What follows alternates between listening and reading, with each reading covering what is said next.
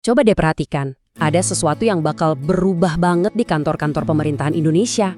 Seragam hitam putih yang udah akrab banget sama kita, kayaknya bakal segera jadi kenangan. Nah, sebenarnya ada apa sih? Yuk kita bedah bareng-bareng. Ini nih pertanyaan kuncinya. Kenapa sih seragam hitam putih yang udah jadi pemandangan sehari-hari, sekarang kok kayaknya mulai menghilang? Apa yang ada di balik perubahan besar ini? Nah, di sini kita bisa lihat perbedaannya dengan jelas banget. Dulu, seragam hitam putih itu identik banget sama yang namanya tenaga honorer. Tapi kedepannya, semua aparatur sipil negara atau ASN, termasuk yang statusnya PPK paruh waktu, bakal pakai seragam resmi yang sama. Ini pergeseran besar loh, dari yang tadinya ada pembeda status, sekarang semuanya jadi satu. Oke, kita masuk ke bagian pertama.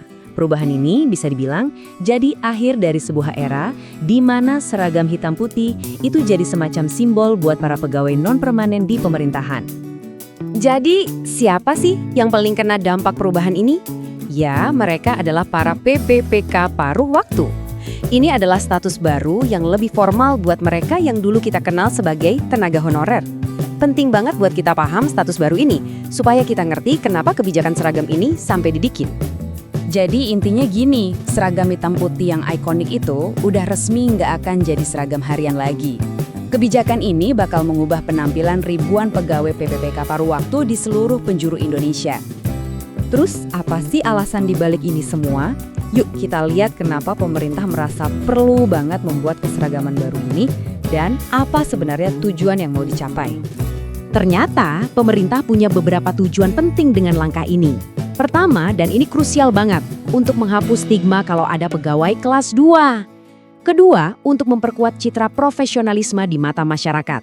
Ujung-ujungnya, tujuannya ya buat ningkatin kepercayaan publik, mengurangi kesenjangan, dan menciptakan satu identitas ASN yang solid dan modern. Dan biar nggak ada yang salah paham, aturannya tegas banget. Kutipan ini diambil langsung dari peraturan resminya yang bilang kalau nggak ada pengecualian sama sekali. Semua pegawai, apapun statusnya, wajib ikut aturan seragam yang sama. Titik.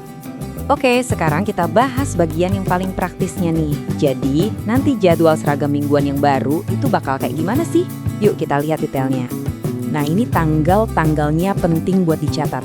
Prosesnya udah jalan dari sekarang dan aturan baru ini bakal efektif berlaku mulai 1 Oktober 2025. Harapannya, di akhir tahun 2025 nanti, semua daerah di Indonesia udah menerapkan aturan ini sepenuhnya. Ini dia jadwal seragam barunya. Hari Senin dan Selasa pakai seragam kaki. Nah, yang menarik, seragam putih hitam itu ternyata nggak hilang total loh, tapi cuma dipakai di hari Rabu aja. Terus hari Kamis dan Jumat, ini buat nunjukin kekayaan budaya kita, pakai batik atau tenun khas daerah. Dan pastinya, tetap ada seragam korpri buat acara-acara khusus. Tentu aja, ya, menerapkan kebijakan sebesar ini pasti ada tantangannya. Pemerintah daerah sekarang harus mikirin soal anggaran dan juga logistiknya. Gimana caranya menyediakan dan membagikan seragam baru ini ke semua pegawai yang berhak? Ini bukan pekerjaan gampang. Sekarang coba kita lihat dari sudut pandang yang lebih luas. Karena pada dasarnya kebijakan ini tuh bukan cuma soal ganti baju. Ini adalah simbol dari sesuatu yang jauh lebih dalam. Jadi, beginilah kira-kira alur transformasi yang diharapkan. Dimulai dari hal yang kelihatannya simpel, yaitu seragam yang standar buat semua. Dari situ, harapannya akan tumbuh identitas yang satu dan rasa setara. Kalau sudah begitu, profesionalisme pelayanan juga akan meningkat. Dan pada akhirnya bisa membangun kepercayaan publik yang lebih kuat lagi. Pada akhirnya, pesan utamanya tuh ini. Kebijakan seragam ini adalah sebuah penegasan. Ini adalah cara negara untuk bilang, hey, PPPK paruh waktu adalah bagian penting yang gak terpisahkan dari birokrasi Indonesia modern kita. Perubahan seragam ini jelas sebuah langkah simbolis yang penting banget. Tapi ini juga memicu kita buat bertanya lebih jauh. Setelah seragamnya disamakan, langkah konkret apa lagi nih yang akan diambil dalam agenda besar reformasi birokrasi di Indonesia? Kalau menurut Anda, gimana?